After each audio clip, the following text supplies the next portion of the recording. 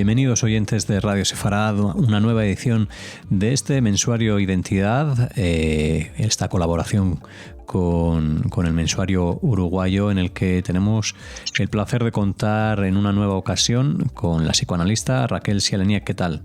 Hola, Alejandro. ¿Cómo andan? Bueno, todo bien. Todavía andamos, ¿no? Todavía andamos, Alejandro. Todavía andamos por acá y en este programa queríamos destacar un artículo que compartimos con los oyentes de Radio Sefarad, un escrito que compartió usted en Facebook a raíz de esos desgraciados hechos del 7 de octubre, esos atentados de Hamás contra el pueblo de Israel, contra civiles israelíes, y el silencio que se propagó, ¿no?, en torno a una institución en la que usted participa.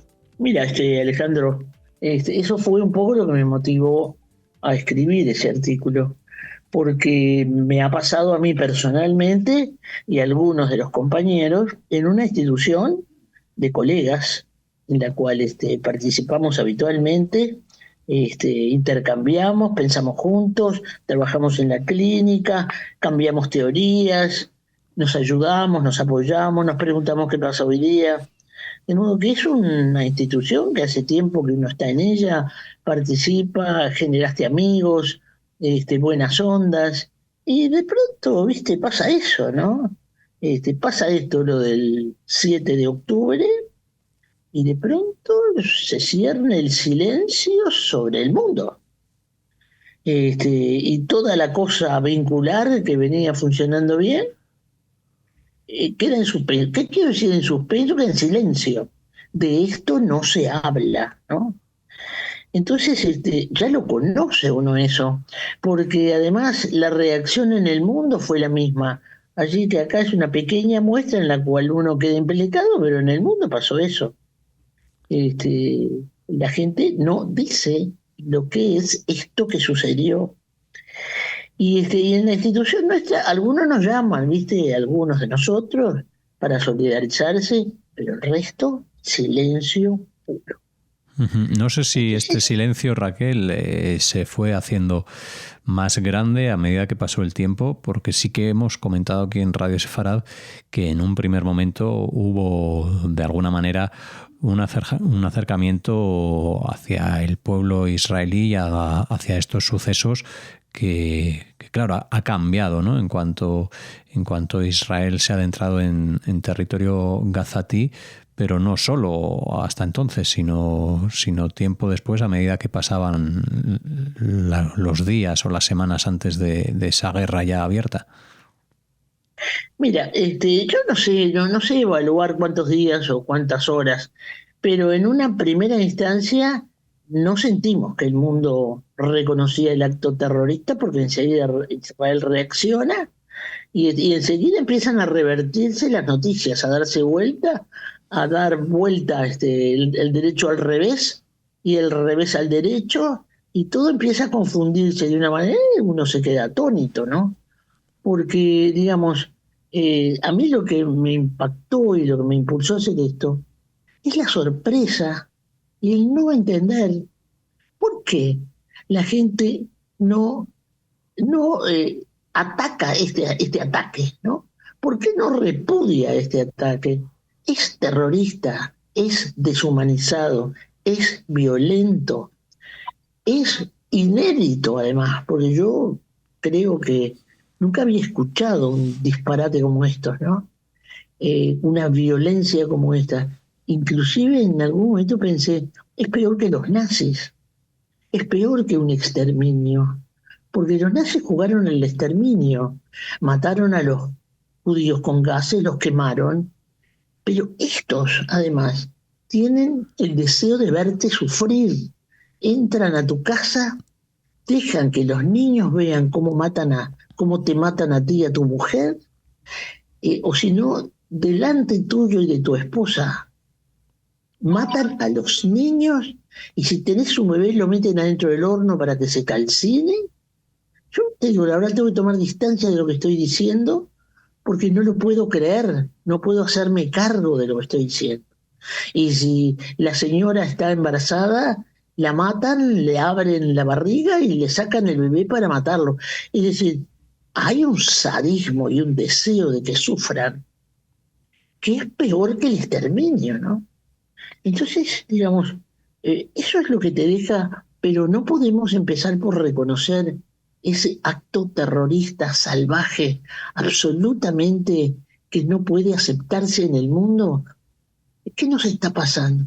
El mundo no puede decir no a un acto de esta magnitud, de esta violencia. No tengo palabras para decirlo, Alejandro, porque las palabras que uno tiene de violencia no alcanzan para decir la dimensión que tiene. Entonces, cuando tú empiezas a decir, ¿y esto no te parece horrible? Entonces la gente te dice, sí, pero, y el sí, pero es tan terrible que te cambia todo el argumento de lo que venía. Algo anduvo mal, pero hay un pasado de ocupación de Israel que justifica. ¿Y qué ocupación? Vos no entendés ni siquiera los argumentos. Tenía una amiga en casa argentina, y yo sé su mentalidad, no íbamos a estar de acuerdo, y entonces ella dice porque la ocupación israelí. Y yo me paro y le digo, párate un poquito, le digo.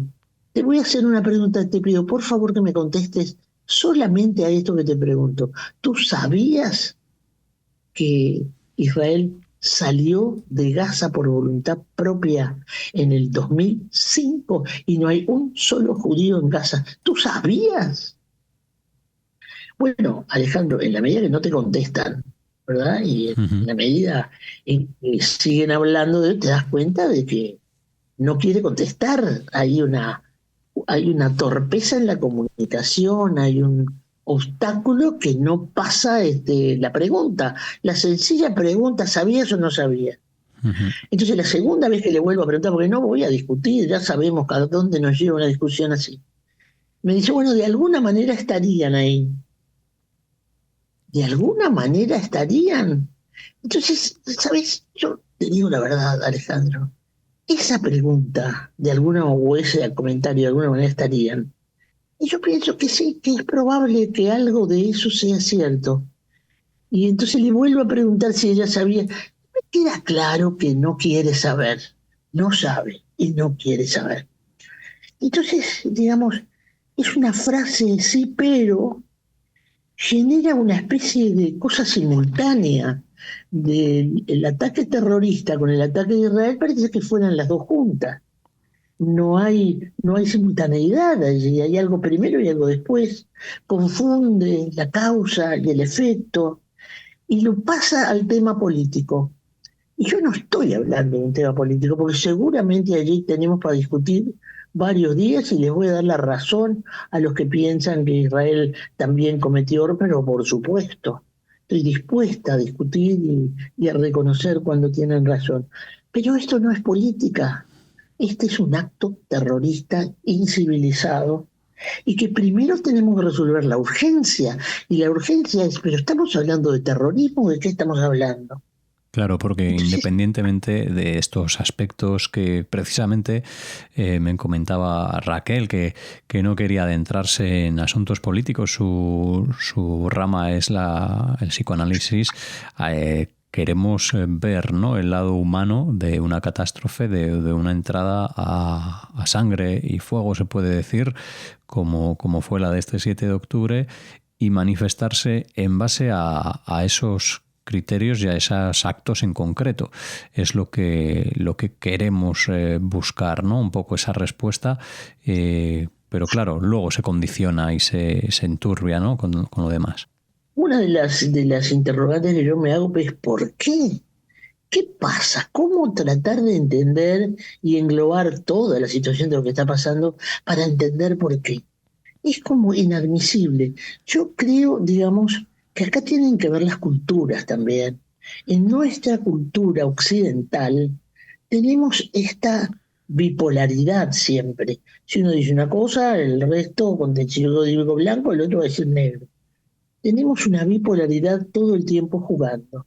De modo que seguramente ha jugado esta bipolaridad en el mundo occidental cuando sale Israel a defender lo que le corresponde por lógica, por naturaleza, por historia, por todo lo que quieras decirlo, y la gente que te contesta sí, pero. Entonces, digamos, es como si el mundo se hubiera desenfrenado, el mundo y la cultura, de tal manera que no hay freno, todo vale. Estamos en el paradigma del todo vale. Yo creo que estas cosas son las que tenemos que entender para situar esto en algún lugar que al menos nos merezca alguna explicación. Entonces, todo vale, no hay freno. ¿Sabes qué a veces me recuerda a la droga? Cuando alguien está drogado, o inclusive cuando está borracho, ¿verdad? No tiene límites. Hay algo que la conciencia la tiene cegada, está omnibulada, no es dueño de sí, y entonces no tiene freno, y lo que pasa es que es una cuestión instintiva que se derrapa para cualquier lado y no hay manera de frenarla. Me parece que hay algo en el mundo, te voy a decir una cosa, yo te digo, ahora, me cuesta decirlo, pero tú sabes que hace unos años yo escribí un artículo cuando en Europa estaba sucediendo que la gente occidental, sobre todo en Francia, estaba pidiendo inscribirse en la Yihad islámica, que se llamaba de otra manera en aquel momento. Ujú. Y era como tan raro entender por qué se inscribían, que en determinado momento yo pensé, comparando nuestra cultura con este Hamas, nuestra cultura vive como reprimida, vive obligada, tiene que cumplir con determinados ritos, está obligada a participar de una manera de pensar. Todos estamos metidos en una manera de pensar y cada vez nos ponemos más rígidos en ese sentido. Y estos jihad son lo opuesto, son la libertad, será malentendida, pero es una libertad. Hago lo que se me canta y si tengo ganas de matar a alguien, voy y lo mato. De modo que es una libertad de acción, de deseo, que la frustración que tenemos los occidentales cuando las cosas no salen bien, los políticos nos engañan, vivimos en la corrupción, es algo así como tratar de salir de este sistema opresivo en el cual vivimos. Y aquello es lo que muestran, mal, pero lo muestran, es la libertad. Y tú sabes que mientras yo estaba escribiendo algo de eso, me llega un artículo de un sociólogo francés que estaba diciendo lo mismo, con lo cual yo me quedé como más dudando de entonces de poder escribirlo, ¿no? Entonces hay un juego aquí de políticas jugadas por las culturas que me parece que también juegan para poder entender por qué esta gente no lo entiende, dónde está tomada y de qué se quiere liberar. Yo no sé, te digo la verdad, es una conversación para crearla entre varios, ¿verdad? No alcanza con de hablar 5 o 10 minutos de eso. Esto es como un trabajo para pensar juntos, en equipo, realmente, ¿no? Para ver cómo se puede contarse estas cosas. Pues sí, Bueno, no sé, sí. Alejandro, ¿se te ocurre alguna observación que...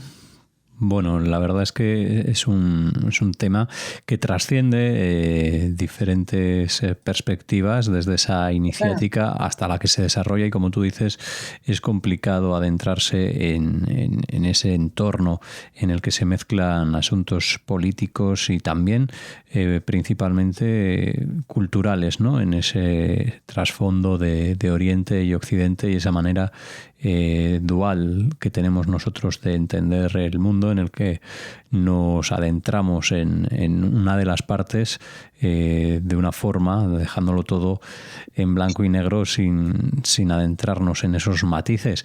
Pero hay una cosa, Alejandro, hay una cosa que sabemos, y sabemos que la violencia genera más violencia. Eso lo sabemos, ¿verdad? O sea que esta situación de lo que ha hecho Hamas, esta salvajada de Hamas, genera un modelo que empieza a generarse en el mundo. Esta violencia desatada donde hago lo que quiero. Tú sabés que el otro día estaba leyendo que en Argentina uno de los piqueteros, uno de los jefes de los piqueteros, Estaba llevando un niño a una de las piquetes y de las marchas esas. Entonces el periodista le dice, ¿pero cómo vas a llevar un niño? ¿Pero cómo vas a llevar un niño? ¿Se arma lío? Por lo menos no lleves al niño. Ah, le dice el piquetero, ¿y qué querés, que nos maten a balazos? Entonces, escuchá eso. Como llevas un niño, ya entró en nuestra cultura occidental la idea de que vas a una marcha y llevas un niño para que el niño te defienda a ti. ¿Y de dónde viene eso? ¿No es lo que estamos escuchando de Hamas todo el tiempo? ¿No estamos escuchando que se escuden niños? Entonces, ya ni siquiera merece una observación, ya se juega en acto. El acto de llevar a un niño para que te defienda. Estamos todos muy locos, ¿verdad? Es un caos, la cotidianidad del caos, donde se descargan todas las iras. En este cambalache, como decía el tango, ¿no? Da lo mismo un burro que un gran profesor. Vamos perdiendo los frenos, es decir, vamos perdiendo los límites. La libertad se confunde con el derecho de decir cualquier cosa y a cualquiera que se te ocurra. Qué cosa brutal eso, ¿no? Porque fíjate que si la crueldad toma la posta y se vuelve un derecho, si nos autorizamos a esgrimir todos los ensañamientos que se nos cruzan, ya estamos en la impunidad. Y yo no sé si no estamos ya en la impunidad. ¿Y qué detiene eso? No hay ley que detenga la impunidad. Es un río que te arrasa a la multitud. ¿Y qué se ahoga en ese ruido? En ese río se ahoga lo humano, se ahoga el derecho de conciencia de lo humano. Dice. Entonces ya no tenemos leyes que nos protejan. Y tú ves cuando a veces la Corte de Justicia dicta un veredicto y cualquiera en las redes, viste, grita y desautoriza y discrepa y reclama otra justicia. Pero Alejandro, ¿qué quiere decir otra justicia? Porque ¿cuántas hay? Entonces, los propios estados ya no pueden detener esta difamación, esta violación de derechos que parece que se despegó del planeta, ¿no?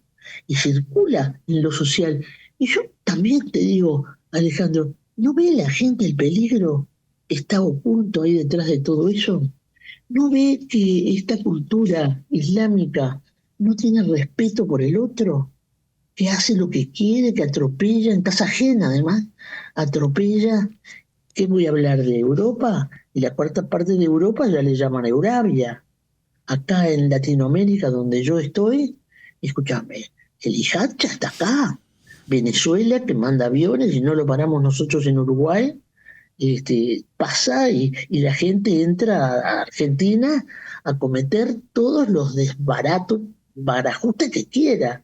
Así pasó con el Alamia, así pasó con Nixman, así pasó con la embajada. Chile tiene una comunidad que grita a favor de los palestinos en el estadio a toda voz. En Bolivia se echó al embajador de Israel. ¿Para qué te voy a hablar de Colombia y todo lo que dijo Petro, no? Y que vamos a hablar de Venezuela, algunos sectores de Brasil, pero ya está en Latinoamérica. ¿Qué faltan los musulmanes para orar en la calle y bloquear el tránsito? Ya está todo preparado, ya está Irán en estos lugares y las universidades de Estados Unidos y están avanzando. Y Alejandro, ¿sabes cuál es el crecimiento, el porcentaje de crecimiento de los nacimientos de los musulmanes? ¿En cuánto? Es un 8,7 o 7,8. Sí. Nosotros, los occidentales, 2,5. ¿Te das cuenta que ni siquiera precisan pelear? Vení, poblá con tu familia y con tus amigos el lugar y en 5 o 10 años ya tienen mayoría. La gente no se da cuenta de eso. Entonces, a mí me parece que realmente no estamos dándonos cuenta de lo que está pasando. Bueno, pues esta es la reflexión que trata de abrir los ojos, ¿no?, para compartir esa vivencia de Raquel Sieleniek en esta institución en la que el silencio se hizo cómplice de la falta de esa humanidad que estamos tratando de recuperar para ver que hay actos que son injustificables como estos del 7 de octubre. A pesar de todo lo que pueda suceder o haya sucedido después, hay que poner el foco en los hechos, y te agradecemos, Raquel, que hayas compartido con los oyentes de Radio Sefarad este texto que también dejamos en esta pequeña introducción al programa para que los oyentes puedan echar una leída a él. Así que muchas gracias. Alejandro, te digo una sola cosa nada más. Sí. Yo no soy alguien que se persiga con lo que pasa en el mundo, por lo general no. Estoy tratando de observar, y te digo, ojalá me equivoque, pero estoy como aterrorizada viendo cómo se va desenvolviendo, ¿no? Y ¿sabes lo que creo además? Que en lo pequeño y entre nosotros los colegas y lo que uno está viendo en lo social, los padres no están poniéndole límites a los hijos, están dejando que hagan lo que quieran. Entonces a mí me parece que uno de los mensajes que sería bueno transmitir al mundo es que los padres eduquen, pero educar no quiere decir que dejar que el hijo haga lo que quiera y cualquier cosa vale. No es todo vale. Educar es volver a los frenos, a lo que corresponde, al respeto por el otro. Y eso no hay manera de encontrarlo en la calle. En la calle te lo enloquecen. Es los padres en cada hogar y en cada casa, que importa que controlen y contengan a esos chicos. Bueno, qué sé yo. Raquel, vamos a pues el mundo, ¿eh? Gracias por compartir esta última reflexión también con los oyentes. Esperamos que nos escuchen en una próxima edición y sobre todo que compartan este contenido que Raquel ha traído esta semana aquí a Identidades de Uruguay.